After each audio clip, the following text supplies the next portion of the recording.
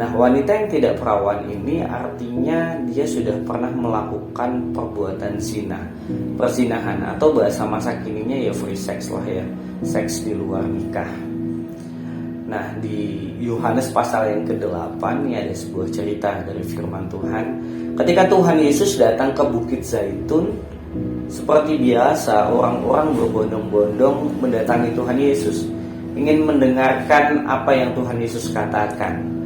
Nah, pada waktu itu ada orang-orang Farisi dan juga ahli-ahli Taurat datang kepada Tuhan Yesus membawa seorang wanita yang tertangkap basah berhubungan seks, free sex, atau tertangkap basah, dituliskan dalam firman Tuhan, melakukan perbuatan zina.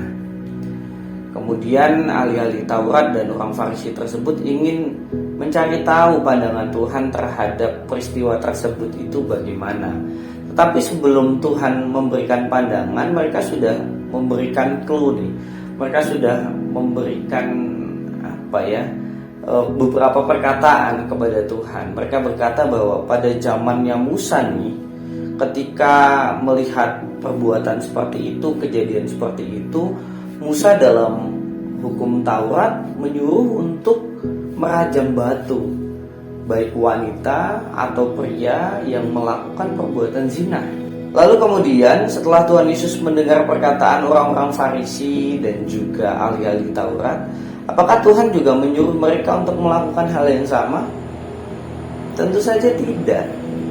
Tuhan Yesus justru mengatakan kepada mereka, barang siapa yang merasa belum pernah berbuat dosa nih, jadilah orang yang pertama melemparkan batu kepada perempuan tersebut.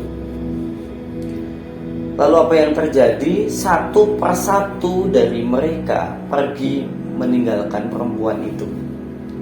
Kenapa mereka bisa pergi meninggalkan perempuan tersebut? Karena mereka menyadari bahwa mereka juga adalah orang-orang berdosa. Mereka juga pernah melakukan kesalahan. Jadi memang Tuhan itu tidak membenci orang-orang yang berdosa, tidak membenci wanita yang tidak perawan, tidak melihat mereka sebagai seseorang yang sangatlah kotor. Justru Tuhan mencintai, Tuhan menyayangi, Tuhan menerima kembali, Tuhan mencari, Tuhan sedang menginginkan para wanita yang sudah pernah melakukan dosa, bukan hanya wanita ya, pria, tetapi karena konteksnya ini adalah wanita yang sudah tidak perawan. Jadi Tuhan itu sedang menunggumu. Teman-teman yang sudah pernah melakukan perbuatan zina, dosa yang mendukakan hati Tuhan, Tuhan menunggumu. Tuhan akan melayakkanmu. Tuhan akan memberikan kehidupan yang baru kepadamu, asalkan kamu mau datang kepada Tuhan.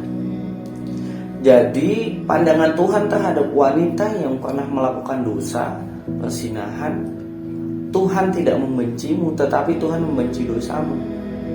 Tuhan tidak pernah membenci manusia, tetapi Tuhan membenci dosa manusia. Makanya Tuhan rela mati di kayu salib untuk menebus dosa manusia, karena Tuhan mencintai manusia.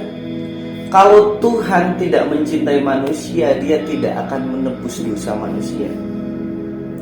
Lebih baik kalau saya nih jadi Tuhan dan saya sudah berada di tempat yang indah, di istana, di surga, saya pikir ngapain ya saya turun ke dunia untuk menyelamatkan umat manusia.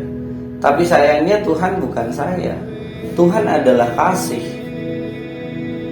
Tuhan memberikan hidupnya, nyawanya untuk kita orang berdosa. Dan saat ini Tuhan sudah berada di surga, menyiapkan tempat yang terindah bagi saya dan kamu, orang-orang yang berdosa. Dan bagi kita yang mau bertobat dan memberi diri kita untuk Tuhan, maka Tuhan akan menerima kita apa adanya. Tuhan akan menyucikan kita kembali, Tuhan akan membersihkan kita kembali. Jadi selama kita masih hidup, kita masih punya kesempatan untuk kita kembali sama Tuhan.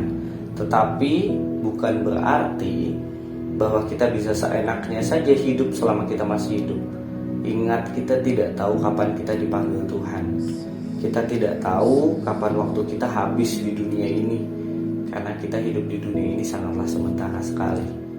Jadinya selama teman-teman mendengarkan apa yang saya katakan ini, cepatlah, lekaslah, beri dirimu kembali kepada Tuhan, bertobatlah.